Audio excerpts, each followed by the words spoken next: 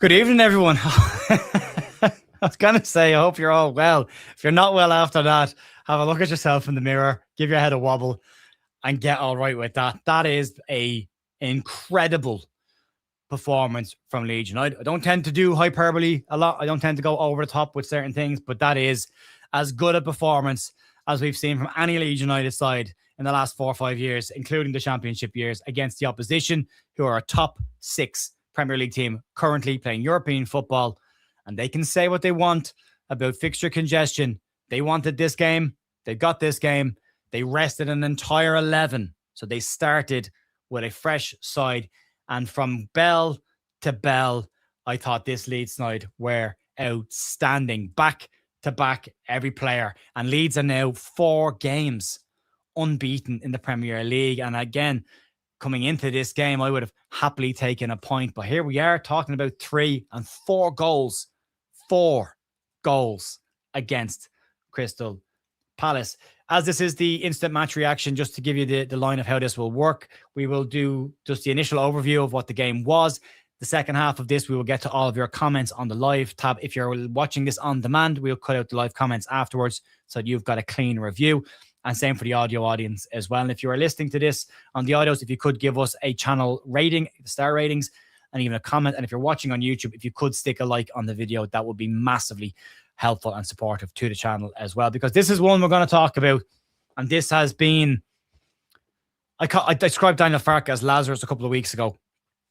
I think Lazarus would have even been able to do this. This is biblical turnarounds of a manager. And Daniel Farke can say that the base formation is not the important thing, but that change of system. And today we saw another slight tweak for me of that system. It looked on paper, and the talking point before the game was Brendan Aronson in the starting 11. Does that mean Brendan's playing in the middle? Brendan reckons he can play in the middle, but does that actually mean he's playing in the middle? And what we actually saw was a kind of a 3-4-3 formation. And I kind of played to the strengths of everybody. Calvert-Lewin was excellent up front. I thought Brendan Aronson had a phenomenal game today. I thought he was excellent. Excellent in possession and out of possession. He rightfully got a standing ovation when he went off the park, as did Ethan Ampadu, as did Dominic Calvert-Lewin. All of them deserved it today. I thought Ethan Ampadu was phenomenal in the middle of the park. And I've been critical of him a few weeks ago, saying we're not seeing the best of him. We've only seen spits and starts of him, not a huge amount all the time. But in the last few games, he has just grown and grown, and he gets his first Premier League goal tonight. We thought the shine even might be taken off of the result a little bit as well when they got that penalty in injury time. But then Anton Stach comes in and puts the cherry on top of the cherry on top of the cherry on top of the cake. And an absolutely wonderful performance. And I'd say just a magic night. And Jerry McNamee and Paul Brooker are there, and they're both texting me. I will catch up with their messages after this, but I wanted to come on and make sure we got this done. I spoke to you guys first, but we'll go through the bits and pieces. But I wanted to break this down into kind of the topics we're kind of going to do this moving forward. And we did it last week as well. Kind of the lineup, the performance, the standout observations from the game, individual performances, of which today you could just pick any player you want. And then final thoughts on where does that leave Leeds United? And it leaves Leeds United, start there, 6 points clear of the relegation zone now. And that win probably levels up a couple of the more disappointing results. And the same with the points against Liverpool, and the same with the game against Chelsea. It probably puts the Burnley result in the back window quite a lot. I mean, between Leeds and Burnley now, there's an 8-point gap between us and Burnley, 6 points between us and West Ham United in the bottom 3. And the goal difference took a huge jump forward in a positive direction. Leeds now scored 24 goals. Since we've changed to a back 3, Leeds United have not had a problem scoring goals at all. And I've looked, and they're sharing it around. I mean, even Ethan Ampadu getting his first ever Premier League goal after getting his 100th appearance not that long ago for Leeds United as well. So look, it's massively positive. We should enjoy these moments because we know the Premier League is a brutal division and it will drag you back to reality at some point. But savor these moments and enjoy that performance, because I loved it. I genuinely loved that game. I enjoyed so much. I like physical football. I really do. I enjoy seeing teams getting stuck into each other. And that was it. And Leeds were just more physical, more dominant all across the park. Jakob Biel, I know he probably makes a mistake for the penalty, and then Lucas Perry doesn't really have a choice but to take down Uche as he goes past him. They look tired at that point, but one mistake from Biel. But outside of that, he's kept Mateta quiet, Thiago quiet, Haaland quiet since he's come into that back three. And I just think they looked all a little bit tired. He gets an assist, possibly even 2 assists today as well. We'll get to that in a few minutes' time. But from a lineup perspective, the talking point after the game, if the result had gone the other way, would have been Brendan Aronson in for Tanaka. Was that the right decision? And when you look at how it lined up today, in possession, it was like a 3-4-3. Out of possession, it was 3-5-1-1 maybe, or 3-6-1 even at times. And it was really, really good. But I thought it was, again, a little bit of unpredictability from Daniel Farke, which we asked for. We've all asked for this, and we're getting it now. So you've got to be happy with that. Whether you liked him or didn't like him, he's now giving the fans what they've looked for. And that is a team that can be competitive, a team that can fight and battle, and a bit of unpredictability. When I saw the lineup, I didn't know it was going to be a 3-4-1-1, 3-4-3, 3-5-2. What was he going to do? And that's great, because that means that they don't know what they're going to do either. And Brendan Aronson comes in, and the question mark over, will Brendan Aronson make an impact in this game? He was phenomenal in that performance today. Massively important. I thought, outside of goals, I thought probably one of the best players Leeds have in the park today. He deserves that. But you could pick any player and say man of the match. But I thought Aronson was excellent today. This sofa score metric on my left-hand side, probably it's an algorithm, so probably won't give him the best of scores because he didn't score a goal, but he was very important to everything that Leeds did today as well. You go through the rest of the team, the back three, solid as a rock again, outside again, that one moment at the end of the game where you had that one switch off and something happens in the Premier League. Midfield three, I thought Anton Stach probably started the slower of the three midfielders, but grew into the game, absolutely grew into the game, and was excellent come the second half.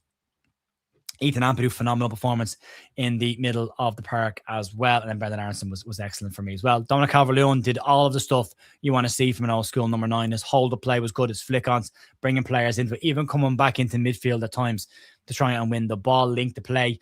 And he gets 2 very traditional number 9 goals, a little header at the back post for a second one, and they run into the 6-yard area, second shot at it. Henderson makes a great save for the first one, by the way. Deserves credit because Henderson made a great save in the second half as well from a stroke header.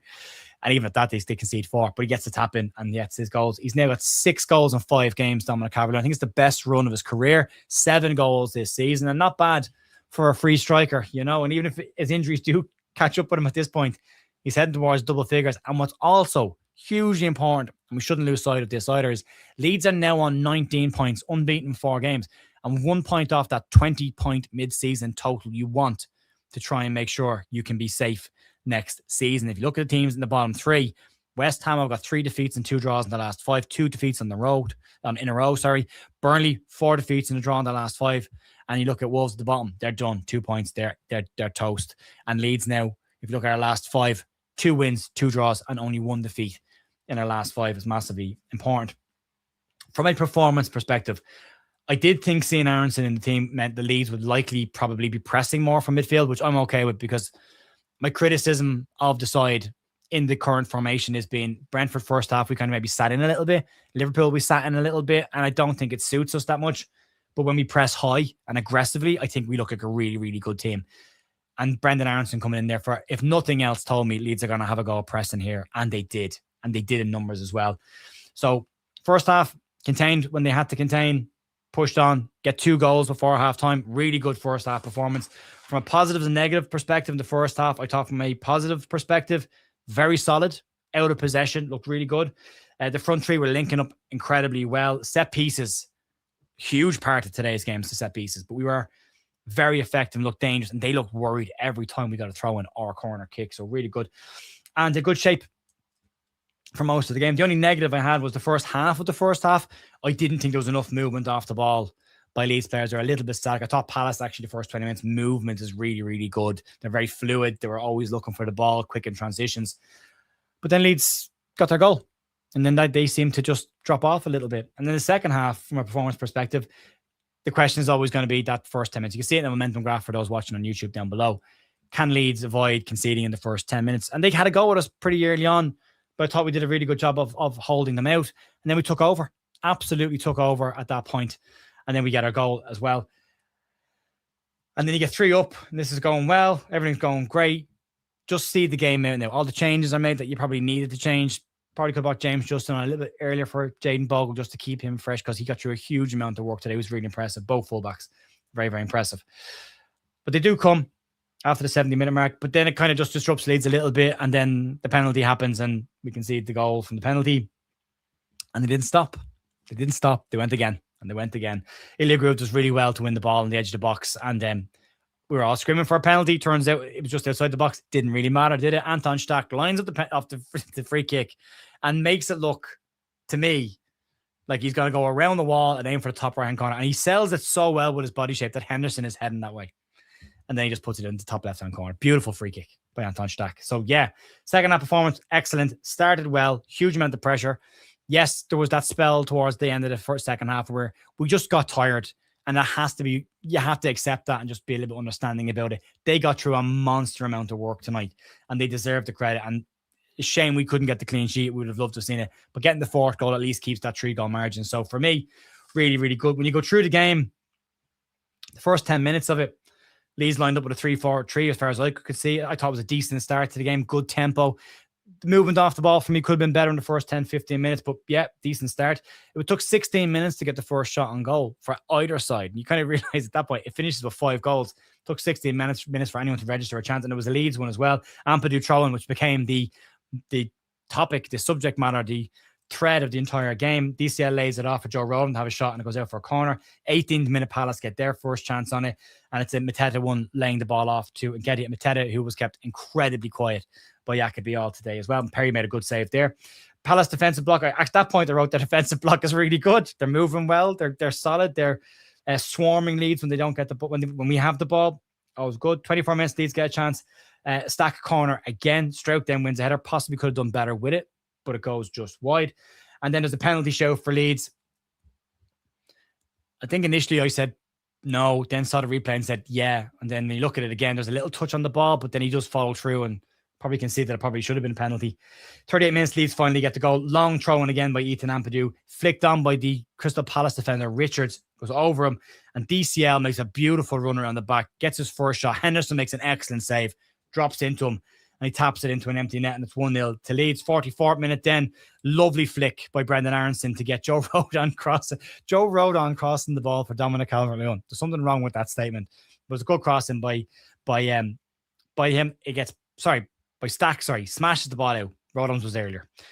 Henderson palms the ball out, and it's a volley from Anton Stach, who wallops it and takes deflection, goes out. And then from that, Leeds get a goal. Back-to-back long throws. Ethan Ampadu's second one on from the west-hand side, gets launched into the box, flicked on by Jacoby. Beautiful flick on as well. Gets a lot of power, twists his body, and DCL pulls away from Adam Wharton at the back post, gets around the back, and nods it into the back of the net. 2-0 at half-time, and it's brilliant. Second half, started the same, contained them. Well, they had that little period of pressure, and then we start to take over again. It was a really good start. Ampadu, Rodon, Brendan Aronson, all winning their duels, all winning battles, coming back, defending, nicking the ball off players, just battling really, really well, upsetting them by pressing them constantly, which was great to see. The energy that was there was brilliant. Then the 54-minute wrote down, great move from Leeds. Aronson on the left-hand side, gets the ball to Gabby Goodmunson, who smashes it across the box. And Brendan Aronson at that point, I just thought was doing really, really well. And at about 60-minute mark, just for the goal, I wrote down Leeds' physicality is causing them huge amounts of problems. The pressure is great to see by Leeds United. 60-minute, 59-ish minute, the goal comes again. 3-0, Anton Stach corner. This time it's cleared at first. Brendan Aronson again heads it back into play. It's kind of like a back heel from Bial, and the defender Richards is also there. And Ethan Ampadu pounces, pokes into the bottom corner, gets his first Premier League goal. And there's loads of chances. Leeds are controlling the game on 64. Okafor does really well at one point to take the ball in on the edge of the box. Keeps it a bit keepy-uppy. Gets outside the player. Squares it in for Joe Rodon, who his shot gets deflected and goes out for a corner. Palace get their penalty then in the 90th minute. It's a shame about that one. It's a little toe poke over the top of Jacoby. He gets the wrong side of Uche, and just energy levels at that point. Can't get back around him. And then Perry fells him. They scored a penalty. And then the free kick in the 100th minute after good work from Ilya Groove. And it's great. Brilliant stuff by Leeds. So yeah, individual performance-wise, pick any player. I thought they were all excellent. Absolutely all of them. You can nitpick at the BL one, but I thought they were fantastic. I thought both fullbacks were excellent. I thought Ethan Ampadu was phenomenal in the middle of the park. Brendan Aronson, for me, had a fantastic game. Calvert-Lewin gets his 2 goals. He's on a run of his life right now. Okafor, when he did get the ball and ran at them, dangerous. And the subs that came on tried to make a difference. Ilya Groove tried to make a difference when he came in defending. So yeah, pick a player. They were excellent for me. I think Brendan Aronson should get man of the match. personally, Brendan Aronson. Thought he was very, very good, but I would understand if Ethan Ampadu picked it up or Dominic Calvert-Lewin picked it up as well. No problems there. But overall, team performance, 2 halves of football. Been asking for this for so long. Can we get 2 halves of football from Leeds United? And we got it today. And we defended so well outside of one moment. Outside of that, defended so incredibly well. Limited their options, limited their better players to literally nothing. Adam Wharton, who's a very good player, looked quite average today. Jean-Philippe Mateta, would mind him at Leeds, by the way. But yeah, looked quite average up front. And yeah, when we had to attack, we got forward in numbers, we got bodies in the box, we made chances. The set pieces are phenomenal. They're great. I keep saying phenomenal. I'm stuck with that word tonight. But yeah, set pieces were excellent by Leeds. Looked dangerous every single time. Ethan Ampadu's arms must be hanging off his body going into the dressing room. But yeah, final thoughts on it before we get to your comments. An excellent performance by Leeds United. Credit the manager, Daniel Farke, for again just tweaking that formation slightly to try and get the best out of what he had. And it works. And it worked. The unpredictability factor is really good. So well done to the manager. Well done to every single one of the players for the performance, the battle, the fight, the effort that they put in today. They deserve the pats on the backs. They will be tired going into that dressing room. And Sunderland are up next. They're minus a couple of players. They're what now? 8 points ahead of us. Can we pull them a little bit? Can we bring them back a little bit? We won't lose the run of ourselves. But Leeds are doing everything that they can. And going into Christmas, Leeds will be sitting 16th.